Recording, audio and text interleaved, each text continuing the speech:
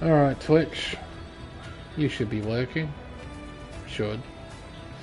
Currently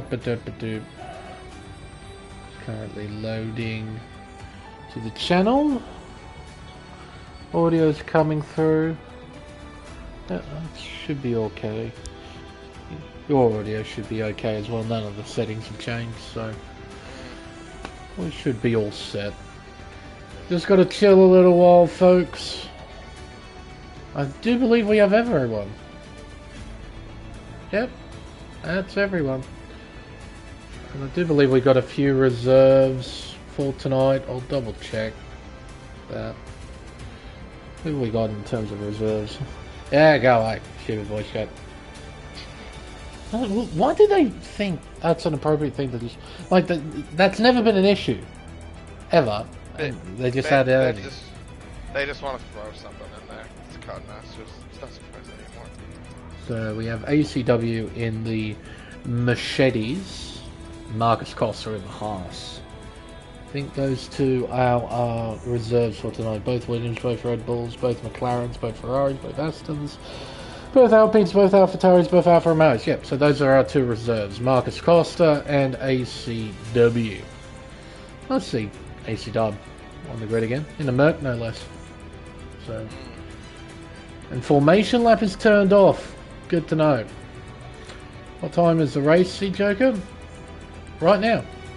Or my time, 7:30 in the evening.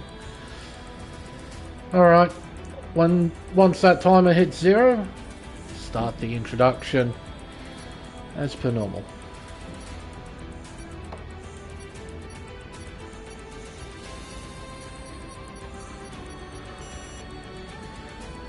Hello everyone and welcome to round 2 of the Elite Series here on Race Spec Esports. I'm Lane Everingham, your lead commentator for this event, and for tonight we'll be competing at Bahrain International Circuit for the Bahrain Grand Prix.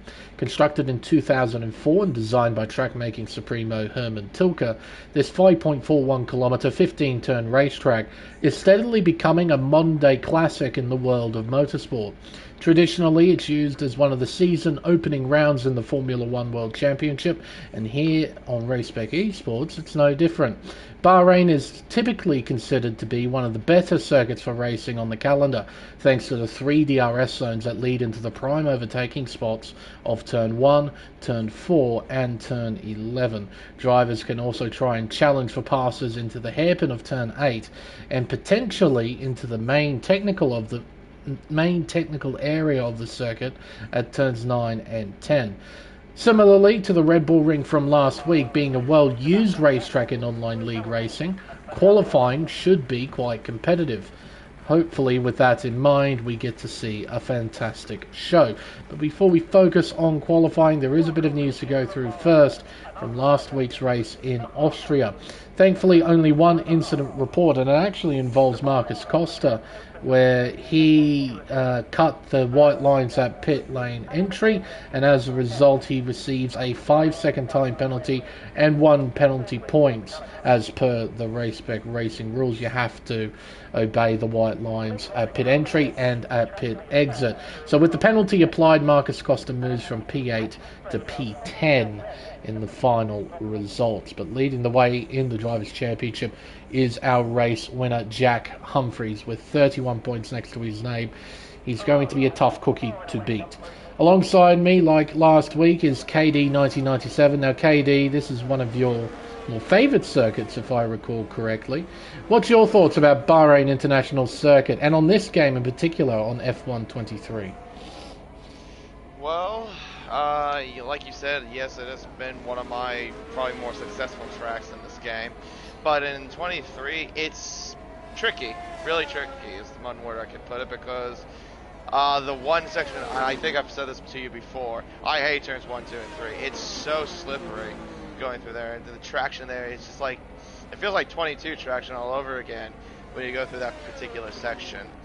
And then, of course, you got some heavy braking zones. More particular, obviously, the most important, I think, obviously, is turn 10, because you have to get the right angle to get a bit of a wide entry, but then you have to cut inside. But hopefully, you don't lock up, because since you guys run over, Run no ABS, of course, it is even more trickier. Yeah, so that's the one thing they'll obviously keep in mind. But yeah, it's a good track. Nonetheless, probably one of the more favorable Herman Tilke drums that I've come to know. But yeah, that's pretty much it. It's just good still, but yeah, like I said, I just hate turns 1, 2, and 3. It just sucks. It's always been a pretty tricky traction zone through this opening corner complex. Blake Stevenson is making his way through this section as I speak, because going through turn 1, that in itself is relatively simple, but getting on the power and turning through turn 2, that's no easy task, especially with traction control turned off. So yeah, I'm not surprised that that's become a bit of a tricky area, even with these gripped up F123 cars. Obviously in previous games there's been less grip and traction has been a real issue in previous games, but it's no surprise even in F123 that turns 1, 2 and 3 are still a bit of an issue. With the track like this, KD, we got some high-speed S's, like through turns 5, 6, 7 and through 11 and 12. What would you prefer, high-speed setup, so with low wings, or high downforce setup with high wings? Oh, well, I mean, I've raced it before, just recently in another league. I'm not going to tell you what wings I use. For sake of purposes, yeah. But probably I would go more of a downforce sort of setup, because a little bit high downforce in a sense, because of how slow the corners can be on exit, and also the traction, obviously, like I said, being tricky. You probably want them more in particular. Yeah, it just feels so much. Well, for me, it feels much better as a preference. Fair enough. Now, we've got a few drivers on outlaps. We've got Marcus Costa on intermediate tyres, no less, out on track. Jinbin is currently fastest with a 1 minute 28.972. I Contrast jumps up to P2 with a 29.1. Got Big Al out on track getting ready. Caesar K making his way out of turn 13 and down towards the final two corners of 14 and 15. Ryan Bell jumps to the top. 127.9. He's only gone a whole second faster than Jinbin in P2. Not a surprise either from Ryan Bell to do a lap like that already. We saw that last time as well. He was nearly 1 second quicker in Austria on banker. CZK has just replied to Ryan Bell's provisional pole time. 28 flat from the Alfa Romeo driver. So it's good to see that some are getting close to Ryan Bell's lap times. We've just got to work out who will be and who won't be. We've got Oscar King out on track making his way through the middle sector up towards turn 12 and turn 13. We'll get on the brakes here, bring it down to 4th gear and get back on the power as we head down the straightaway towards the final two corners. Someone's just jumped up. I think that was Spicy jumping up to P3. Matt Plevy will begin a flying lap. Tell you what, my ride on board, give you a guided tour of this 5.4 kilometre racetrack. Down into turn 1, entry speed of 325 kilometres an hour, down to 3rd gear. Get back on the power as we head through turn 2 and up the hill. Round the right-hander of turn 3, you'll open DRS and head towards one of the better overtaking spots on the circuit, turn 4. Braking just after the 100 board, down to 4th gear. Getting back on the power as we head up towards the S section. Into turn 5, then turn 6, and around the left of turn 7. Very easy to get it wrong through here, seen it on several occasions, but Matt gets through the section A-OK. Out of the hairpin at turn 8, we now arrive at the most demanding part of the circuit, turns 9 and 10. Very tricky on the brakes. You can see Plevs modulating the brake quite a lot through that complex. He got around quite okay, got decent rotation as well. That's key for that particular section to maximise lap time, getting rotation. Now around turn 11, you now rely on the downforce of your setup as you head up the hill and around turn 12 towards the middle sector split. We now head into the final sector. Turn 13, on the power nice and early and flat out down this straightaway towards the final two corners on the racetrack. Turns 14 and 15. Hard on the brakes for 14, down to 4th gear and around this little kink that's considered an official corner on the track map. Open DRS across the line. 28.8, P6 for Matt Plevy. Not bad. P7 now. Yeah, not too bad. Yep, Big Al's jumped forward with a 28.3. Not too bad there indeed. No, the top three separated by, what's that, about a little over, yeah, a little over 2.5 tenths, yeah.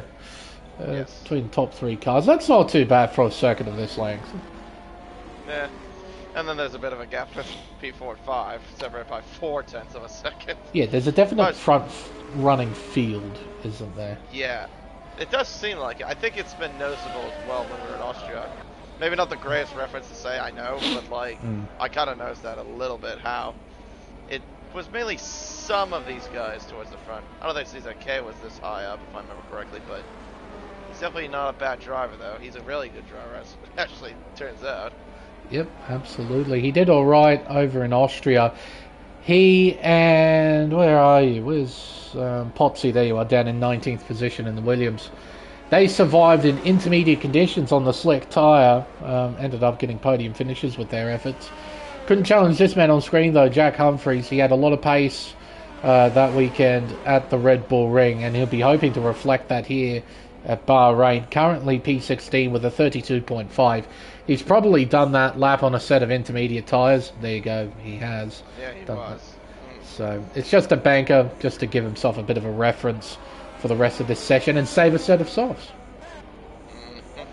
Absolutely. Now, I'll be curious to see how Riley McKay fares. He crashed out during round one of the championship. He looks incredibly quick though, so he'll be looking to try and bounce back here at Bahrain. It is going to be tricky. It's going to be quite competitive, and if Riley doesn't qualify well, it's probably going to be a bit of a tall order making his way up through the field. Now, Humphreys will cross the line to begin his first proper flying lap attempt down towards turn one. Entry speed of 325 kilometers an hour.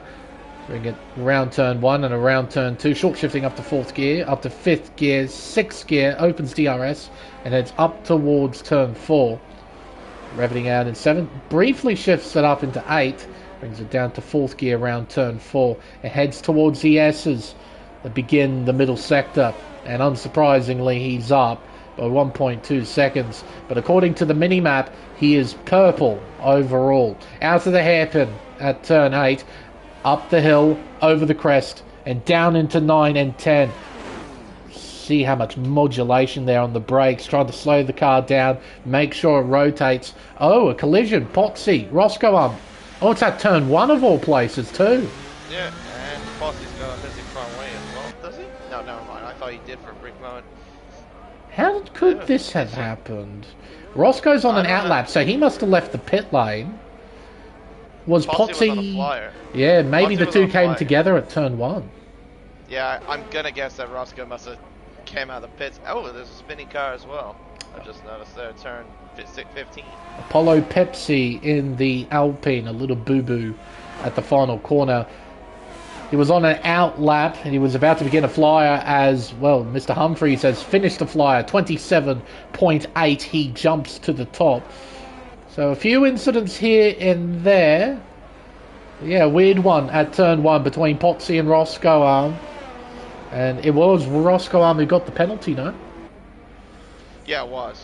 Roscoe got a 5-place penalty for the collision. Oof. Not nice. Yeah. No, not nice at all. Now, Mr. Bell in the Alpine put together a fine display in qualifying last week. Could have had a pole position if it weren't for an invalidation of his final flying lap with only a few corners to go. He'd be looking to not repeat that mistake here in Sakir as he makes his way up through turn 11, around turn 12. Absolutely flat out here around this right-hander. You have to be fully committed, and he's up by 0.2 of a second as he heads into the final sector. 2 corners remain for the Alpine driver. Just needs to get through them nice and cleanly. Brakes brings it down to 4th gear, back on the power. Uses all of the curb at the exit of those final 2 corners, crosses the line and retakes provisional pole position as Roscoe's retired. He's done that in the pit lane? I think he did that on track. Hang on a second. Is that him there or is that Ferrari Pro? Nah, that's Ferrari Pro. Oh, Ferrari Pro. Never mind. I was looking at the straight that heads to the penultimate corner. He must have done that in the pit line then. Yeah. Evidently, Roscoe just not happy with how this session has gone. He's elected to not even bother trying to set a flying lap. Just save the tyres that he has for the race. Just start from last anyway. So, yeah. I mean, fair enough from a strategic standpoint because it leaves you way more open for the race itself. But, yeah, that's not great for qualifying, as Oscar King, I believe, has just jumped up to P3 with a 28.091. He is 4 thousandths of a second. 4 thousandths in front of CZK. And Roscoe just confirmed that this was a collision, like a collision in the pits. Or when he came out of the pits. So yeah. There you go. Not something you want to hear about. You want the session to be nice and clean, everyone to try and set competitive times, and yeah, I suppose these things happen from time to time, even with top drivers. Accidents can happen, and I'm sure that's all it was. So yeah, say la vie. Well, we move forward, and thankfully for Potsy, he hasn't copped a grid penalty for what happened, if he's of course the innocent party. So yeah. Well, it seems like he's got involved in a couple of incidents, because he also apparently had an incident with Marcus. Not that it resulted in a grid penalty, but he wasn't very happy about something during qualifying as well. Interesting. Earlier. I haven't quite picked up on that, so I'd be curious. Oh, Matt, gee whiz, sideways out of the final corner. Crosses the line to set a 28.8, improves by 38 thousandths. Not a huge improvement, but an improvement nonetheless. Spicy making his way back towards the pits. Jinbin, he's running low on battery, so he's going back in. Karma's invalidated. Contrast, I believe, is on a flying lap, heading up towards the first sector split. Clock says he's down by 1/10 of a second, so needs to dig deep throughout the rest of the lap. Oh, digging a bit too much. Not gonna do it like that. Yep. Big old slide out of turn 7. Caught it well, but unfortunately the game shows no mercy, KD. Yeah. And that curb also at 7, I don't think we mentioned it, but that curb is not very forgiving either. If you go over that, it really bottoms out the car. So yeah, something you have to keep an eye out there. Absolutely. Yeah, no, I've seen several accidents out of turn 7 where the back end of the car just steps out and the driver flies off into the barrier on that side of the circuit on the left-hand side. Like, you wouldn't naturally think that's a sort of accident hotspot area, but it is. It definitely is. I've seen numerous accidents through that section where the driver just, it doesn't usually involve anybody else, they just lose control and end up in the barrier. I think I can recall something like that 3 seasons ago in America's Series, where you caught an incident with a car upside, I think it was a McLaren that was upside down at that particular section of track back in 2021. I do vaguely remember something like that. I do remember catching a car upside down somewhere around here at Bahrain. It doesn't happen often. It does happen. It's quite spectacular, usually, if a car ends up, you know, upside down.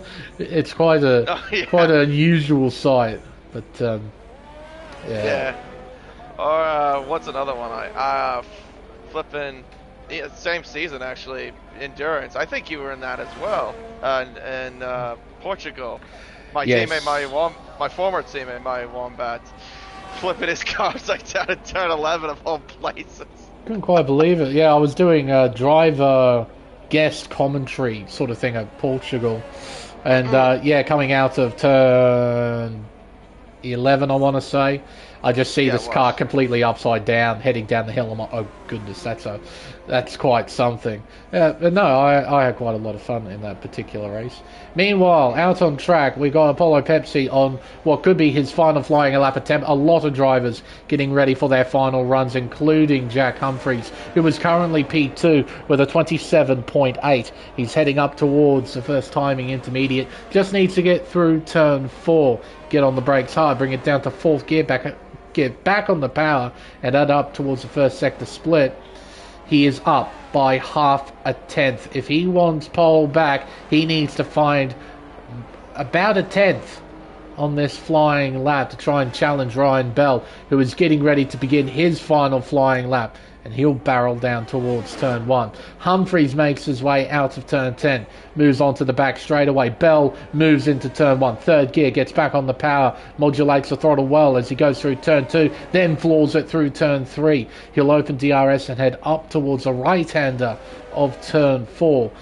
Humphries making his way towards the middle sector split. What will the clock say for the Haas driver? He's down by 36 thousandths, so it needs to be a mega final sector for Humphries. Bell, meanwhile, is up by 5 thousandths to the first sector as he heads down into the hairpin at turn 8. Humphries with 2 corners to go.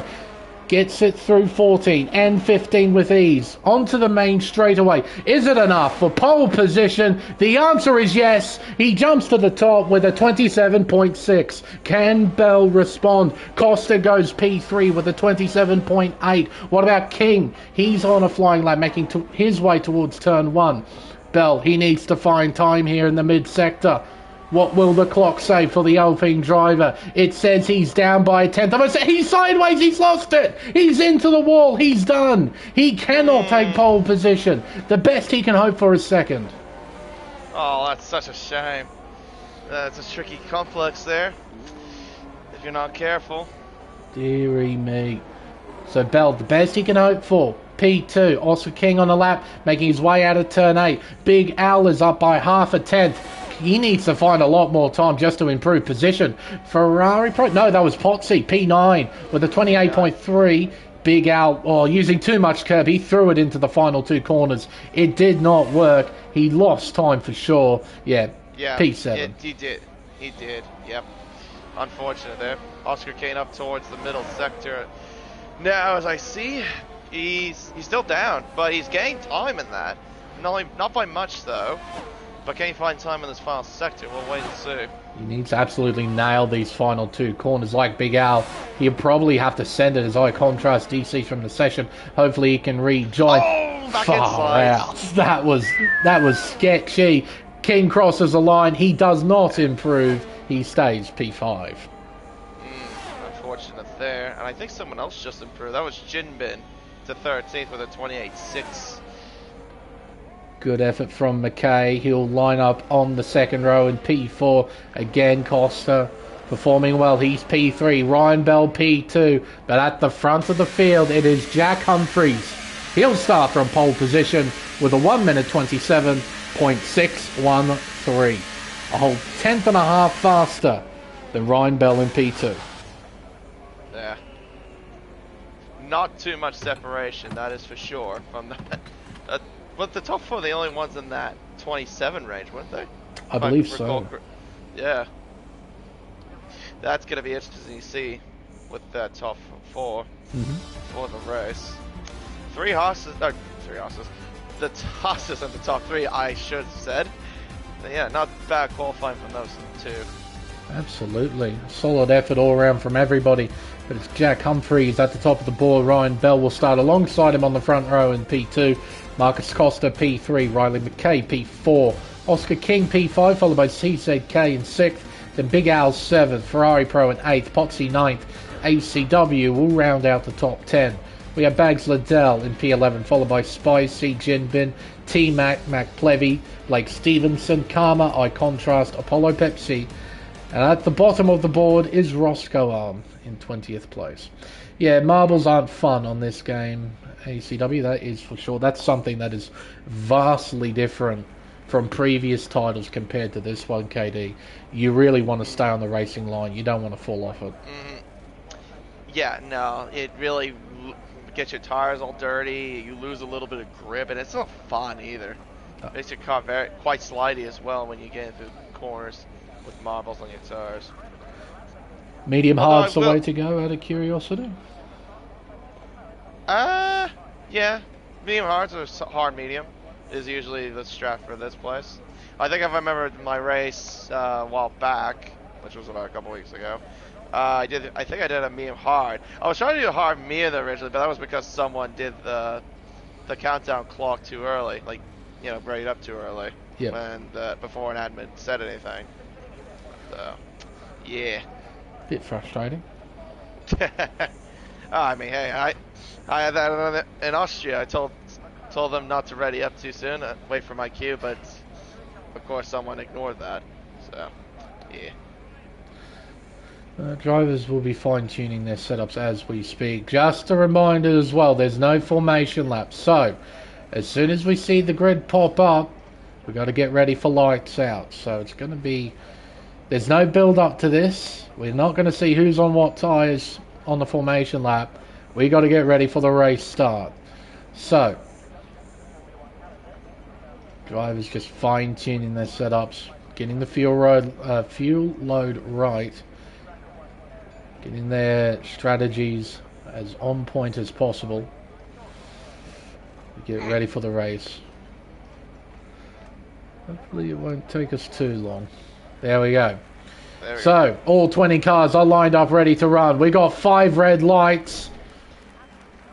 And we're underway here in Bahrain. It's a nice start from Humphries, who covers Ryan Bell as we head up towards turn 1. Bell moves back onto the racing line, trying to look around the outside.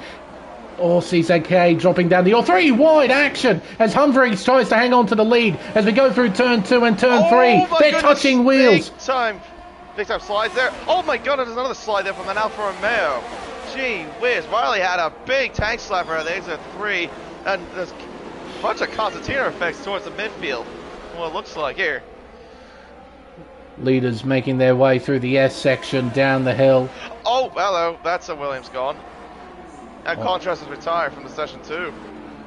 Yep, around is Roscoe Arms, Stevenson involved here. So an incident towards the back of the pack as Rylan McKay drops all the way down to 17th position. He's on the hard tyre. We got a car park at the hairpin, and around is Ferrari Pro.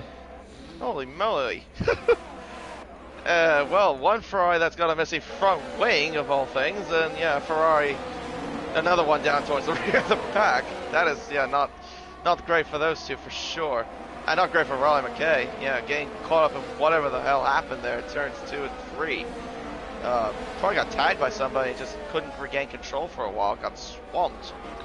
McKay down 12 positions from where he started from P4. He's all the way down to P16. The top 3 remain as they are. It's Humphries who leads from Bell in second.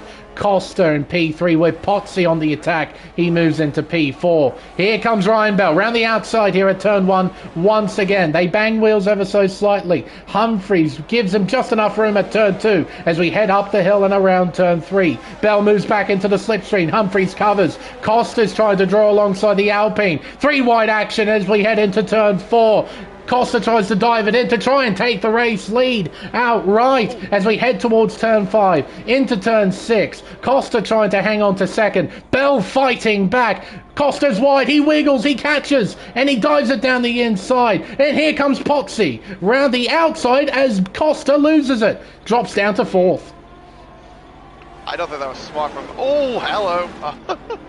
More tagging as well. Marcus Costa losing probably another position here to Big L. Maybe. Well, they're all beside each other. I was going to say that I don't think that was smart from Marcus Costa to fight into turn 4. He should have stayed back a little bit, as Plebs now takes ACW for 6. There we go. Some action towards the front of the field. Some drama towards the tail of the field. And we got battles in the middle as well. Action happening absolutely everywhere. And it's only lap 2. We've got a long way to go, folks. Huge train of cars here in the mid-pack, but already we've got a leading train forming. Humphries, Bell, Potsy, Al, and Costa. Then it's about a 1 second gap back to Matt Plevy. He needs to get the hammer down and try and close that gap. Well, Potsy, he's ready to just pounce on the Alpine and the Haas into the first corner with now DRS being enabled. He's on the medium tire, mind you, as well, so he's trying to get towards the front as quickly as he can. See if he can get him to turn 4. Going to try and line this up, going down the inside here, not bothering to use any battery as we go into turn 4. And with the overspeed, thanks to DRS, Potsy takes the lead. Now he needs to get the hammer down and try and build a gap on those medium compound tyres. It's actually quite surprising how many drivers have elected to start on the hard compound tyre, KD. There's a lot of them. Yeah, not a total surprise either, considering also how the tire wear obviously around Bahrain, as we all know, is quite bad in some cases. It is a abrasive surface around Bahrain, so not a total surprise. But yeah, now Potts needs to get a hammer down, like you said. He needs to pull a gap. But with this sort of quality towards the top 5, yeah, that's going to be a tall order, I think, Potts. Thoughts on Matt being on the soft tire? Pretty aggressive strategy for him to do, but it's something I wouldn't do, if I'm totally honest. Yeah, he's going to be quick for a couple of laps, but those soft tires are going to lose their edge real quick. So I'm curious to see how this all pans out for Matt. Oh, running wide is CZK. In the Alfa Romeo, running wide as well is Oscar King in the Red Bull. Spicy overtakes Karma. That is for P13 as Humphries closes in on Potsy. No move made just yet. I wonder if Jack will just let Potsy lead for a bit. Just use that pace of the medium tyre. Try to drag them along. Yes, and also, we mentioned about Riley McKay losing lost spots. Yeah, Oscar King has lost 6 spots on the first couple of laps as well. Started from 5th, he's down to 11. Not been the best of starts for Oscar, for sure, too. Drama towards the back here. We have McKay, Ferrari Pro, Karma, and Apollo Pepsi battling as we make our way down through the S's. There was quite a kerfuffle at turn 4. Somehow all of the drivers got through relatively unscathed as we head up the hill towards turns 9 and 10. So yeah, there is drama absolutely everywhere here, folks. We're going to have a real fun time trying to keep track of everything going on. Because gee whiz, there's a lot of it. It's got this massive midfield train. Thankfully, in the middle of these trains, there's not going to be much action. That's just sort of how DRS trains work. A lot of the action happens towards the front and towards the rear of them. So, and it seems that Matt is going to become the front of a new midfield train. He is 1.1 seconds back. I reckon he dumped a fair amount of battery to try and close that gap up. Let's have a look. Telemetry. Yeah, he's on 8%. Yeah, he's single digits, and he's in trouble with ACW. Going to have DRS behind him. So he'll close that gap up. Oh, hello, that's a car running wide. That's Ferrari Pro, I believe, that just ran wide. Oh, dear. I think in the background. So, a lot of drivers struggling at the moment, trying to keep the car on the racetrack. Leaders, meanwhile, battling away. Oh, Ferrari Pro's around. Oh, dearie me. I think he just got, yeah, at the first corner. I don't know if he got tagged or if he just locked the rear axles or something, but yeah, he's gone for a half spin at turn 1. Alrighty, AI contrast. Game just disconnected. Was unable to take control of my car. Just stuck with AI. Interesting. Well, interesting. That usually happens on the formation lap. Yeah. Where you can't rejoin when the formation lap is happening. So maybe when it's turned off, maybe that extends to the first lap. Maybe the AI stays in control for a lap. I don't know. Because yeah, I have heard something similar to that. But yeah. That sucks either way. Oh yeah. Because couldn't do anything. Just stuck. Watching the AI do something silly. So tremendous shame, man. Yeah, Crossplay having some issues as we have seen in the past. I had one also just a few days ago at Abu Dhabi where I disconnected briefly and my car literally took out someone that I was battling with. Oh, fun. Yeah. Yeah, well, like on my screen, when you come up to turn 9, right? We come up to turn 9, I was clear on my end, as I said, it was past the plebs. I was clear on my end, and I had the, from the hospital behind me, that was who I was battling with, and then on the stream, it looked like I just literally killed everybody. Jesus Christ. Yeah, no, game's great sometimes, it really is. Oh, CZK overshoots turn 4, players loses control, gathers it up, CZK stays in 7th place, and now Bags Liddell is right on the back of the Aston Martin. Seems after 5 laps, Plevs' tyres are pretty much shot. He was very, very sideways out of 4. Yeah, you could definitely tell those tyres are just done. doesn't really take long. No, it doesn't. Those tires 5 laps. I know this track's abrasive and all, but 5 laps. Gee whiz. It was that way too in 2019, where like the soft tires would be would be gone after, well, sorry, China as well, 5 laps afterwards. It's, you're just done. Well, in 2019, there was definitely certain racetracks where you could only use the soft tyre and qualify, like Bahrain, one of them, Shanghai, Singapore, because the soft tyres got so hot you can't use them in race trim. Hungary was the same as well, I remember that, where the soft tyres were basically unusable in 2019. So yeah, it seems that the cycle just sort of repeats itself. We got out of that cycle and got to a point where the soft mediums just worked everywhere as Humphries goes down the inside to take the race lead into turn 1. Oh! Potsy, what happened there? He had to dart hard left and he tumbles down the order. I think Humphries might have just caught him out there. Maybe broke a tad early and Potsy almost ran into the back of him. Took evasive action and got out of the way, perhaps. I thought he had contact, but maybe I'm wrong. I don't know. But I just can't see how hard he turned the steering. Like, he yanked the damn thing left. Oh yeah, that could have been pretty bad. As Potsy goes down the inside of Marcus Costa, makes contact as well into turn 8. Yeah, it's tight. The side by side. Eventually Potsy gets back in front. Can't see any obvious wing damage on the Williams. So if there was contact, it would be side on or rear contact, which could be possible. He might have been hit in the rear and sent sideways. That's another option. Just with the camera angle that I had, at least, it was... Oh, sideways, Bell! Brian Bell! Oh, how on earth did he catch that? He was... Hello there, Big Al. He's all over the back of Bell. Well, at least the corner exit. Bye-bye, Bell. He's got some straight line speed in that Alpine. Gee whiz. He got some straight line speed. Al making his way onto the main straightaway. There's Potsy and Marcus Costa behind. Then 2.7 seconds back, there's ACW in P6. He's got CZK right behind as we head towards turn 1. It seems that the Alfa Romeo is going to easily move on by there. He's going to take P6 away. ACW moves down to P7. It's battling between T-Mac and Matt Plevy. Matt moves down to 10th place. Those soft tyres progressively becoming worse and worse. Probably just kidding, get off those tires, really, if I were plebs at this rate. Just get on the hards, go to the end. Get on the hards, do a big undercut on everybody, and just hang on to what track position you get. Exactly.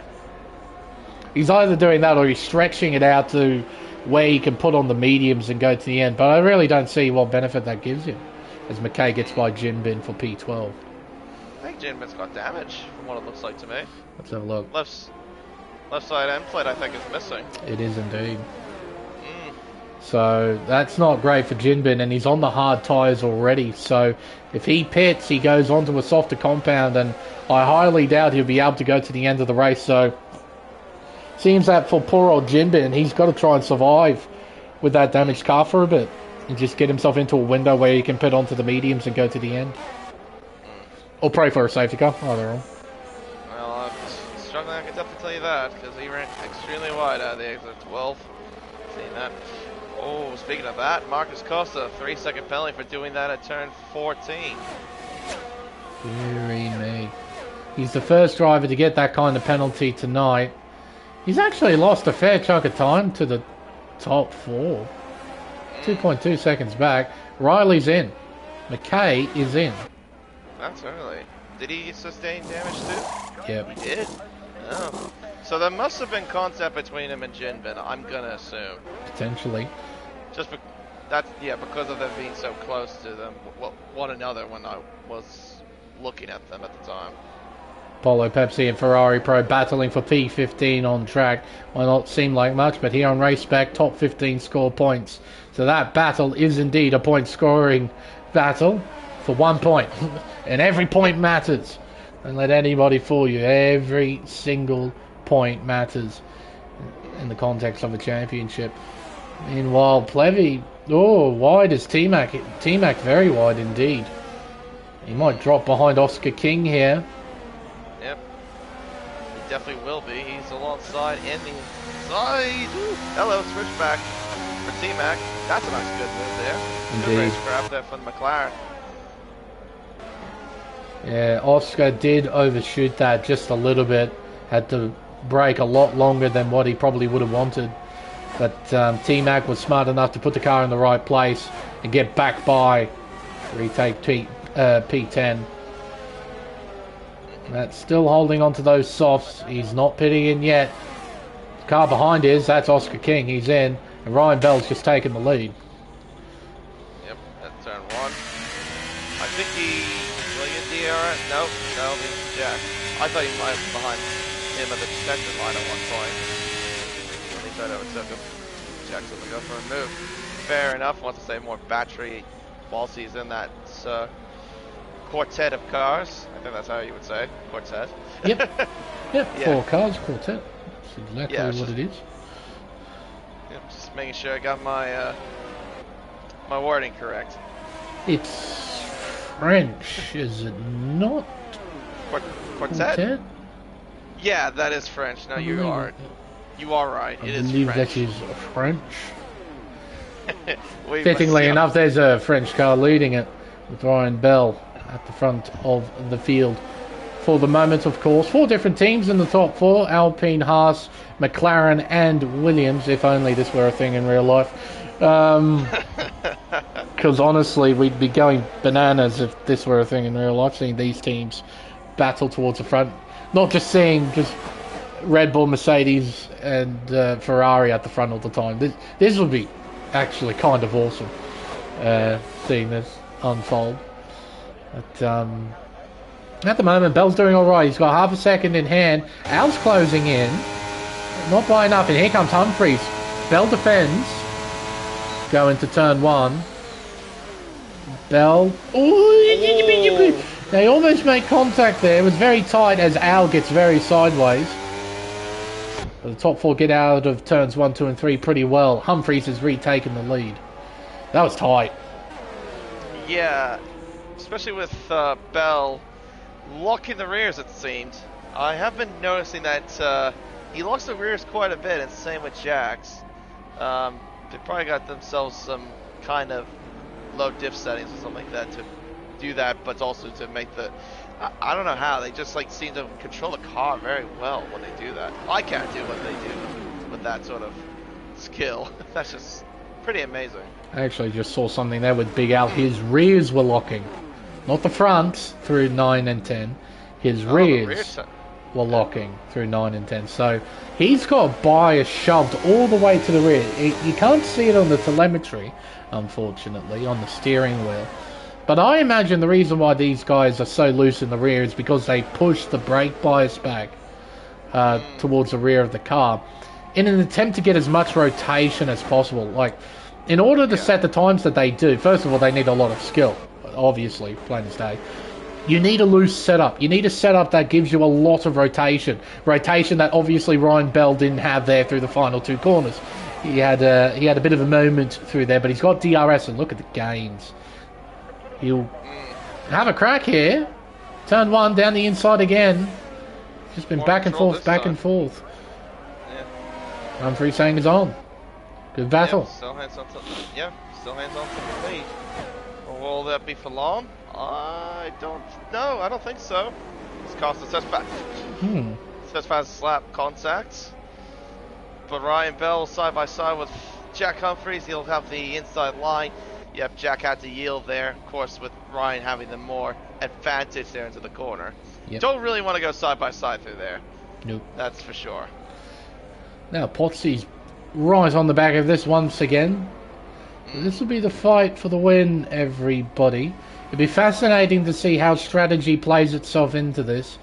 3 of them are on the same strategy. They're on the hard compound tyre. Potsy's on the mediums. I can't help but feel that Potsy has to go for a decent size undercut, I'd imagine. Gain a bunch of track position, gain time on these 3, and just try and hold them off. That's something he did in Pacific Tier 1 at Austria, and ultimately resulted in him winning the race. Granted, there were a lot more factors in that race that determined the victor, but that was one of them, was pit strategy. And that's something that all 4 of these guys will be thinking about. When do I need to pit? Well, Potsy isn't pitting just yet. He's going to stick it out with the leaders. Just keep up with them. Keep in touch. Humphries closing in. Not by enough to try and attack into turn 1, though. Potsy looking around the outside of Big Al here at 1. They make wheel-to-wheel contact as they go through turn 2. Potsy's making things difficult. He's drawing alongside as we head up towards turn 4. Matt Plevy is finally in. He's getting off those softs as Potsy goes round the outside. Does he have the grip to keep the fight alive? He does, just as we head into turn 5 and into the right of turn 6. Down the hill and around turn 7. Potsy, with a fine overtake, moves into P3. Really driving from those two as well. Fair play not to make contact, it's saying too. Really fair play by Potsy and Big Al. And again, a lot of that rear rotation. It's like they're locking up the rears, trying to get the front pointed in as much as possible at the apex at turn 10. It's a really fascinating driving style to try and kick the back end out, try and force the nose of the car to get as close as it can to the apex as possible.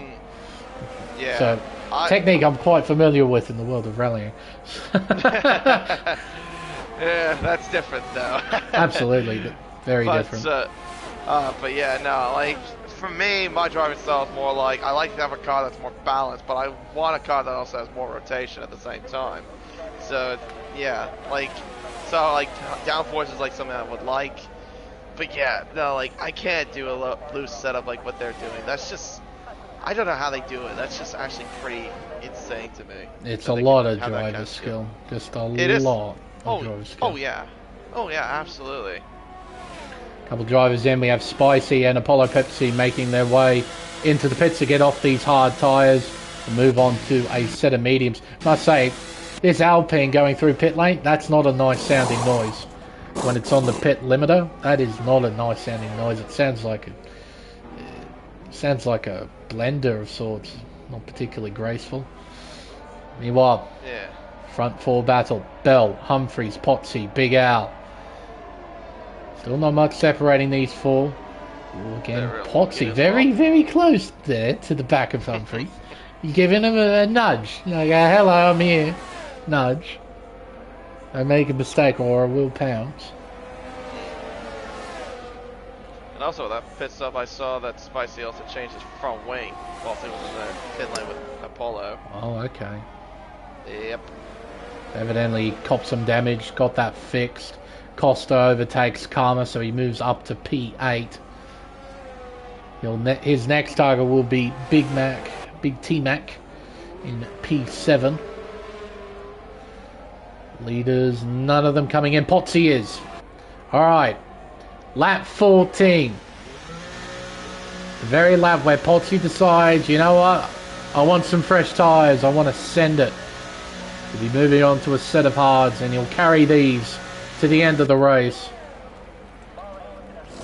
No adjustments, no nothing. Just tyres. Away he leaves. Where will he come out? Costa's in front of him. So he's made that undercut work for him to get ahead of Potsy. As well as CZK from the looks of things. It's tight. Yeah, CZK gets in front too. And he's on tyres that he's trying to carry to the end of the race. Yep, those hard tyres for sure. So a little hiccup for Potsy to try and move around. CZK, he's on fresh tyres. They're only 3 laps old. But that 3 laps does make a difference in terms of overall lap speed. So once Potsy gets these tyres nice and warm, ready to run, yeah, he'll close up and try and pass the Alfa Romeo as soon as possible. Meanwhile, T-Mac has closed in on bags. Liddell continues to close in as Riley McKay overtakes Blake Stevenson. That is for P13. Make our way around turn 12 here. T-Mac can try and set something up on the main straightaway. Of course, they might be pitting in this lap to get off these hard tyres and onto a new set of mediums. Speaking of which, that's exactly what Bell's doing. The race leader is in. Humphreys now takes the lead. Big Al stays out. So Bell in. On go the mediums. Away he leaves. Where is Potsy? Potsy leaving the final corner now. Bell heading up towards the pit lane exit. Here's Potsy. He's on the attack. He passes CZK. He passes Ryan Bell. He gets in front of the Alpine. Potsy P7, Bell P9. Yeah, ridiculous undercut. Costa also miles clear of Ryan Bell as well. But keep in mind as well, Marcus Costa did pit a little while back for those medium tires. 6 laps to be exact. They're going to be pretty well cooked by the end of the race. That's for sure. Oh, Costa! He spun at the exit of 7. Well, that doesn't help. Nope. I just caught that as soon as I panned over to him. There's Ryan Bell around the outside. Into set. That's tight. Yeah, definitely can't do it through there. But he'll get DRS. It's tight. They're fighting for sheep stations here as we go into turn 11. Round the outside goes Ryan Bell. Seen that on a few occasions from this guy. He's good at it, and he moves back into PA. Yeah. He did his best to give space from what it seemed too. A little bit of slight contact, but still got through nonetheless. ACW is in, so he'll get off those hards. Humphreys and Al are still going. They're still running. I wonder what their game plan is on that. Do you think they'll maybe go to soft tire? I wonder. Costa's retired in the pit lane, so he's had enough. Bell bombs it down the inside of 1. He tags CZK. He gets 2 for 1, but I can't help but feel he might get a ping for that. Oh yeah, that's a bit too ambitious, I think, there from Ryan Bell. Yeah, I wouldn't be surprised if that's a steward inquiry or that sort of incident. Because yeah, that was a properly big dive bomb there at turn 1. He almost pulled it up without making contact, but he got into the back of CZK, got him loose, and ultimately Bell gained position as a result of that contact. So now, how much will this... Sorry. It'd be fascinating to see if CZK reports that, because I have a feeling he'd be in the right to. Oh, absolutely. Now, I was going to mention, how will this undercut or attempt now hurt Ryan Bell for that sort of incident? Well, that's going to hurt him now. Well, it's certainly compounding problems, KD, that's for sure. A penalty now on top of everything else that's happened. He's probably pretty flustered right now. He's saying, man, I've got good pace, I've got good car speed, but I'm getting caught up with traffic. Just getting tripped over by some driver. Again, 31.1. Like I said, he's got pace. He's just tripping up here and there. A costly penalty. A little collision that may result in a bigger penalty if reported. Potentially, of course, it's up to the stewards. ACW having a look down the inside here at turn 1. They give each other just enough. Oh, what do you know, KD? It's players in ACW. Next to each other. Seriously, these two, excuse me, these two are like magnets, aren't they? Yeah, they're just attracted to one another, I swear. Yeah. Always near one another. It is quite incredible. Yeah. Well, hopefully nothing bad happens there. Yeah, it doesn't result in anything good between these two. A lot of the time, no. yeah, about 90% of the time. Bell down the inside of Potsy here at turn 11. He moves in front and moves into P3. But again, he's got that time penalty next to his name. It's not something he wants to have next to his name, that's for sure. Now, Humphrey stays out for another lap. He is going so long on those hards, KD. Maybe he is pushing for a set of softs. Yeah, maybe, but he's going to be losing some track position, quite a bit of track position and time, if he keeps staying out. Well, we'll see how far Big Al's gone. Here comes Potsy. Oh, he switches off DRS actually, Potsy. He wants to stay behind Bell, which I suppose makes sense strategically, because those medium tyres are going to steadily fall off as the race progresses towards the checkered flag. Those hards should stay pretty damn good from here to the end. So, maybe he can put himself in a position towards the end of the race to try and attack Ryan Bell. And of course, Bell's already got 3 seconds next to his name. Doesn't have to battle him too hard if it's just these two battling for the win. And not to mention if we also get a steering inquiry from CZK about what happened there in turn 1. Meanwhile though, he's caught up to Max Liddell. And it should be a straightforward move, I think. Yeah. Pretty much straightforward. Bell gets by Bags. Bit of a sitting duck on those tyres. He's gone very long, 18 laps on those hards. And look at that for Ryan Bell. Gets a bit of a break with traffic. Bags is going to act as a bit of a roadblock for Potsy. That gap increases. Potsy looking down the inside here. He needs to dive it in. Does so. Bags gives him plenty of room. Potsy moves up, but look at the gap. 1.2 seconds. That's another fastest lap. Jack is on the medium tires. He's going to be on the freshest mediums. But unfortunately, as we have pointed out, track position and time, that's going to cost him a little bit. But we've seen how he is, and I wouldn't be surprised if he goes for any sort of moves. He's going to be ridiculously quick. Here comes Matt Plevy down the inside of Oscar King here at turn 1. King with the inside line through turn 2 is able to hang on to the position as we head up the hill out of turn 3 and towards turn 4. Plevy doesn't have the momentum. T-Mac says hello. He weaves about as we head through turn 4. Up towards the S's now. Nice aerial shot here looking down at the racetrack as we go through the high speed S's.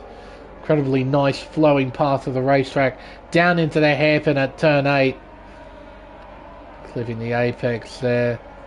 Up the hill, over the crest, down through turns 9 and 10.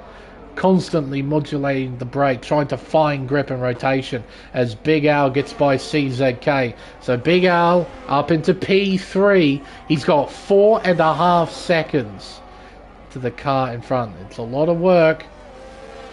Can he get it done with the laps remaining? By the way, Potsy has not closed in. The gap's still at about 1.4 seconds. Yeah, and slightly growing, even a little bit of margins. So, yeah, a driver who hasn't been involved in the lead fight, Bags Liddell, inadvertently affected the battle for the lead. Nothing he could do. He was just doing his own strategy. He's in the top 10. He's in a comfy P10, as a matter of fact. Here we go, 3-wide action, down towards turn 1. T-Mac out-drags a lot. He moves into P7. Oscar down the inside of Plevs. It's a role reversal here through turns 1 and 2. And like Oscar on the previous lap, Matt hangs on to P8.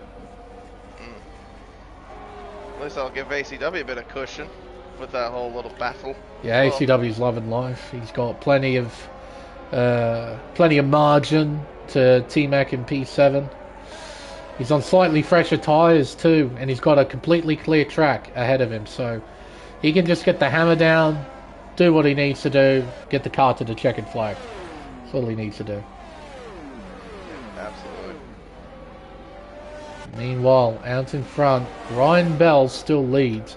1.4 seconds is the margin, so it's not increasing. But luckily for Potsy, those hard tyres, they're doing alright. Those hard tyres are doing just fine. Ooh. Yeah. Oh, hello, that's Roscoe, I think. It most certainly is. That's great. Alright, Humphreys up into 4th place. So the top 4 from laps prior have reassembled. Bell at the front, Potsy P2, Big Al P3, and Humphreys on the freshest tyres of all 4, hunting down Big Al. Got a bit of a gap, 1.3 seconds to try and close in. Yellow's out again, and it's Roscoe again. He's not having fun here at Bahrain. Nope. Not been a great day for Roscoe. 5-place grid penalty. Down at last, struggling a little bit. Yeah, not been great. Incident spins. Yeah, a night to forget, I would think. For old Roscoe. Just needs to get to the finish. All he needs to do. And who knows, there might be enough drama to where a few cars retire and he's back in the points. It's entirely possible.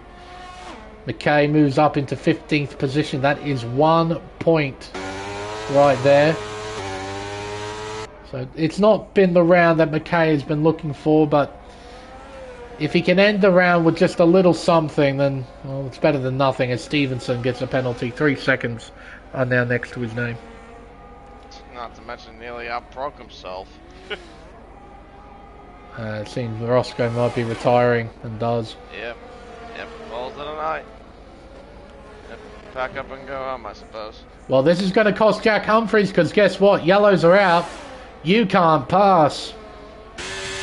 Yeah, yeah, that's right. Yellows are out, Bozo. You can't pass. I'm sorry, mate. He now gets in front, and I do think that was legal. But, yeah, because Roscoe retired in the pit lane, the game thinks it's necessary to throw out yellow flags on the main straightaway. So Humphries drew alongside, past Big Al, and then the game told him, hold on, you're not allowed to do that. Go back behind. So he did, and then he dive bombed him at turn 1.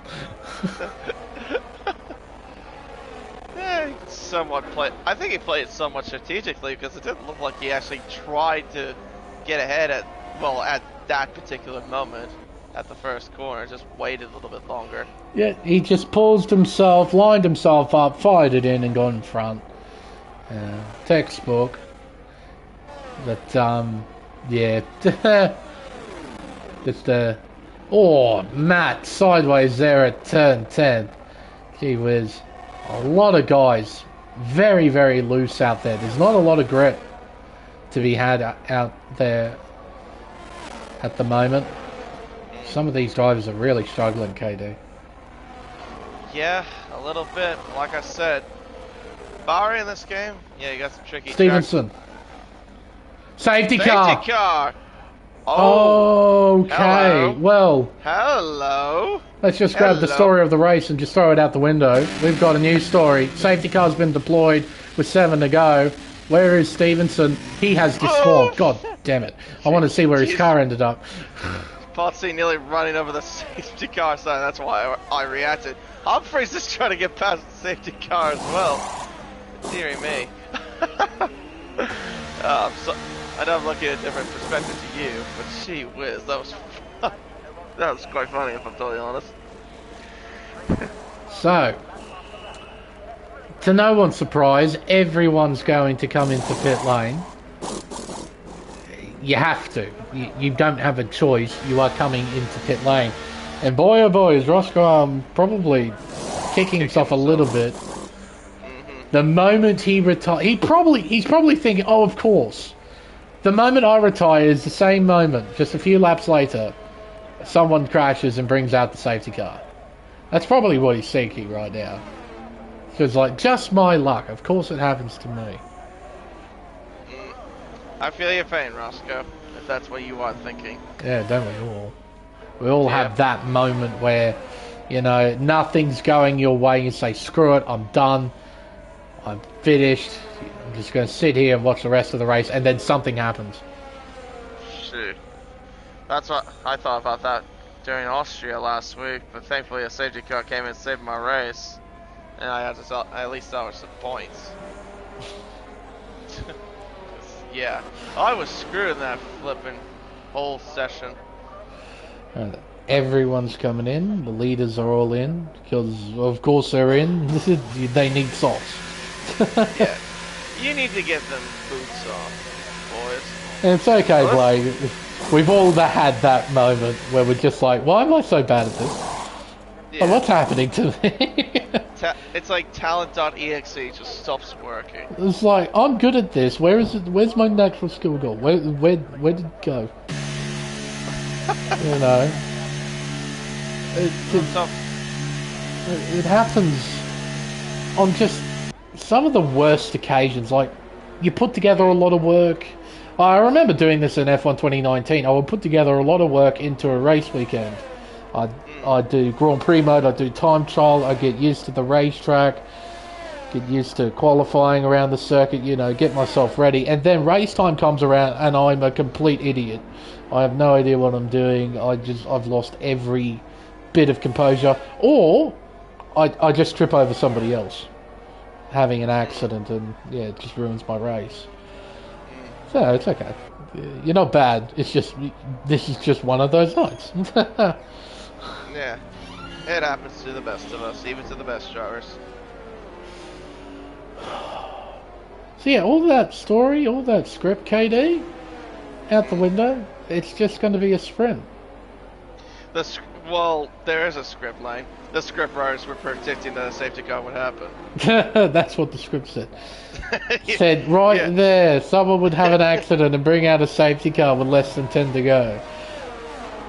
I am 100% convinced now that there's script writers in literally everything. Not just the NFL, which, if you're an NFL fan, you'll probably know what I'm talking about a little bit. Yeah. But, yeah, I'm convinced it's literally everywhere now that there's scripting. Alrighty, so we'll run through the order just ever so quickly. Lights haven't gone out yet, so we'll do this. Ryan Bell is at the front of the field. He looks pretty good, except for the fact he has a 3-second time penalty that's ultimately going to hold him back. Poxy's in P2. Now I reckon he was looking pretty vulnerable to Jack there in P3. Jack was coming at these two at a rate of knots.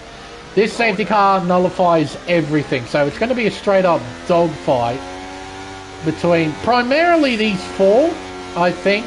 Poxy, Humphreys, Big Al, all going after Bell. CZK might be able to get involved as well in P5. ACW perhaps too in P6. T-Mac P7. I reckon he'd be just looking to finish as well as he possibly can, try and avoid trouble. Matt might have a crack. Bags is just praying he gets to the finish. Oscar might see the opportunity to try and make up a few places. He might be aggressive.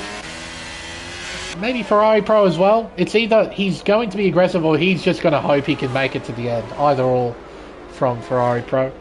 Polo P12.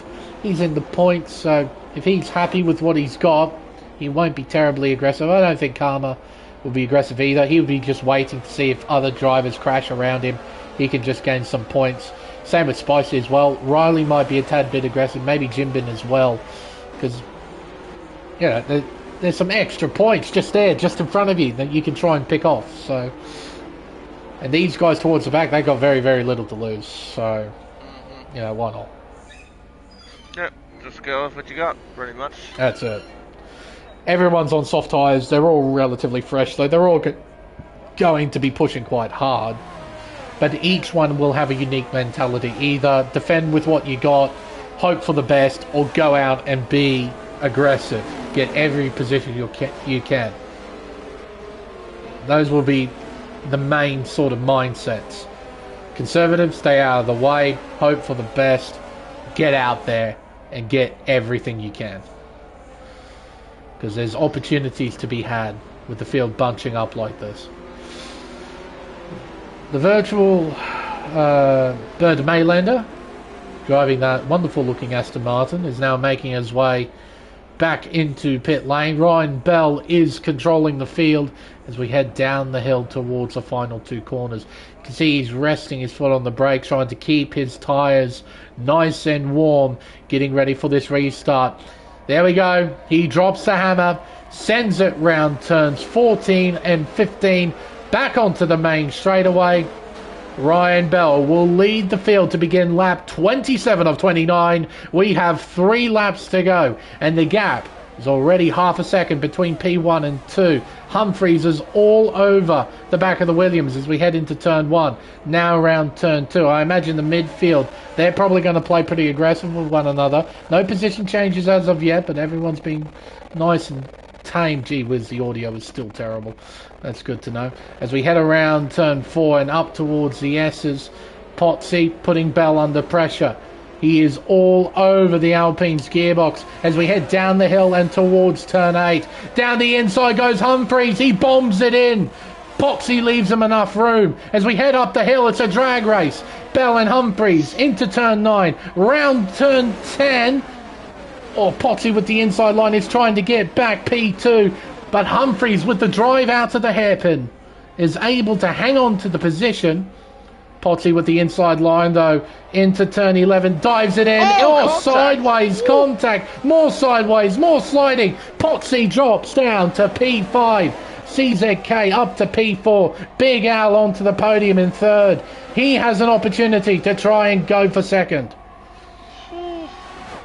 Yeah, that door was quite closed there for Potsy, I think. Gee whiz, that could have been a lot worse. Thankfully, everyone gets through pretty damn well, I'd say, for drivers who are really trying to go for it. Potsy ain't done yet either. He is dumping whatever battery he's got left. Looks to the inside, Big Al. He defends from CZK. Potsy looks down the inside. They'll turn into the outside. Malaysian hangs on to P4. That's good driving there through 2 and 3. He hangs on to the position. Up and around turn 4. Bell, Humphries, Al, CZK, Potsy. That's your top 5. Then it's 1.1 seconds back to ACW in P6. And he's got his hands full with T-Mac, Matt Plevy. And down the inside goes CZK at turn 8. They're side by side at the exit of the hairpin. CZK getting on the throttle too eagerly. Slides the car, loses time, can't fight for third. You'll stay behind the McLaren. Exiting turn 10. Humphries. There's an opportunity he can fight for the win outright. He doesn't really have to. He can just stay behind Ryan Bell if he so chooses. Let the penalty do the talking. But of course, he's got this orange thing all over the back of him that might challenge him for the race win. So maybe, just maybe, Humphries needs to get a car between him and Big Al to ensure his victory here at Bahrain as we head towards the final 2 corners. Now, Humphries, he won't go for the move just yet. He's not close enough to go for it. He'll stay behind. Big Al can line something up here. He's got battery. He's got more battery than Humphries. Can he do something? Bell moves about, defending the inside line. Al just does not have the straight line speed to try and challenge the top 2. You can see the flashing red light there on the back of the Haas. Humphries is low on battery. Through turn 2, up the hill and around turn 3. Humphries has DRS, Bell does not. Here we go into turn 4, out to the inside. He brakes deep. Can he pull it up? He can just about. What an overtake for the lead. Big Al's done it. How? He bombed it in. There was no way he could pull it up, but he did. He's taken the lead. And not only that, CZK's moves up to third. Unbelievable. Out to turn 8 we go. Over the hill.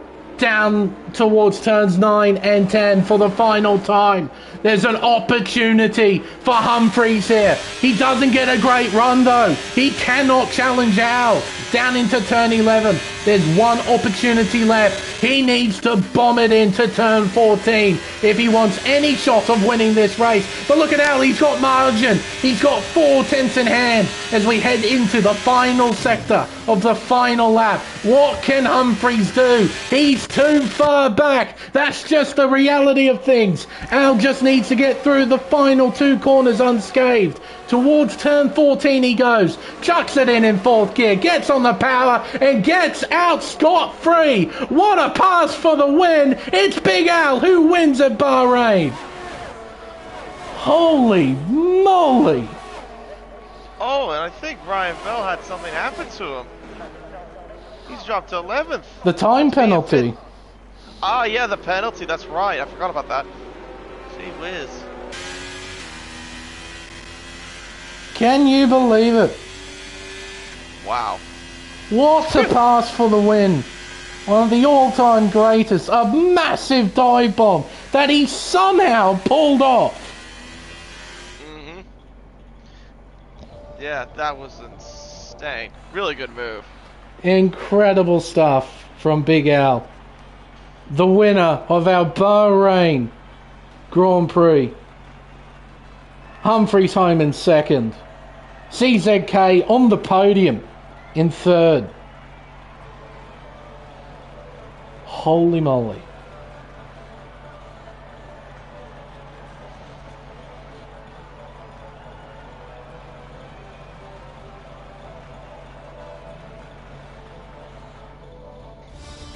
So, Your unofficial results look like this. Big Al is your race winner by 0.4 of a second to Jack Humphreys, who also scores fastest lap for their efforts. CZK, he wasn't in the fight for the top 4 for the majority of the race, but he took full advantage of that final safety car period, and he finishes in 3rd. Poxy home in P4, followed by ACW, a top 5 finish. You'll be happy with that. T-Mac P6, followed by Matt Plevy, Oscar King, Ferrari Pro, and Bags Liddell rounding out the top 10. Look at that. Ryan Bell. With the 3-second time penalty, he drops all the way down to P11 in the final results. Karma P12, followed by Apollo Pepsi, Spicy, and Riley McKay. And now, final finisher is Jinbin in P16. Retirements, Blake Stevenson, Roscoe Marcus Costa, and I Contrast. KD, that was quite the finish. Yeah, that should be submitted for overtake of the week. For sure, for Big Al. Quite handily, I would imagine. And that's the second time I've blown out my lungs watching a brilliant overtake. Did that in Tier 1, and I've done it again here in Elite. So, owie. That was some passo. That was some overtake. Now, look, I would love to interview these guys. I really would. But because they're on PC and I'm streaming on PlayStation, I can't make that work. So I'm sorry for everyone who wants to hear some post-race stuff, because I really want to hear what Al wants to say about that, because that was awesome. I have never seen such a committed late dive bomb that actually worked, KD. Yeah. I thought he overshot it by like 20, 30 meters. But yeah, I thought he was going to shoot the corner and miss the apex completely. Yeah, no, it didn't look like but that. evidently, he got the thing stopped well enough so he could cover both Humphreys and Bell at the exit of that corner. They might have pushed each other a bit wide. Maybe there might have been contact, because I was on board with Al when he did that. So I didn't see what happened with what Humphreys and Bell did through turn 4. But my God, I can't believe he made that stick. That is a truly triumphant overtake. Congratulations, Big Al, on a tremendous race. Staying up there in the top 4, giving yourself the opportunity. And then, when the chance for the win arrived, freaking sent it. And that's so cool to see that send. And to pull it off so well was brilliant.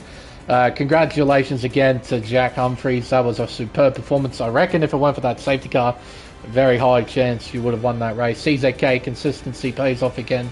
Congrats with the P3 finish. But I think, KD, they'll wrap it up for another week. What an interesting race here at Bahrain. Yeah, good finish. And yeah, I guess the script panned off for a great finish on the final lap. Thank you again for joining me here this week, KD. Looking forward to next week. Or at least looking forward to America's series coming up. We'll see how that goes, yeah. I think I'll hopefully get a better result than I did in Austria. Still got a long season to go. That's it. But, yeah. I think you'll do alright, KD, so don't you worry. I hope so. It's going to be tough. Yeah, it's tough, though, with Blotman and Axis and... A lot of quick guys. Yeah, there's oh, yeah.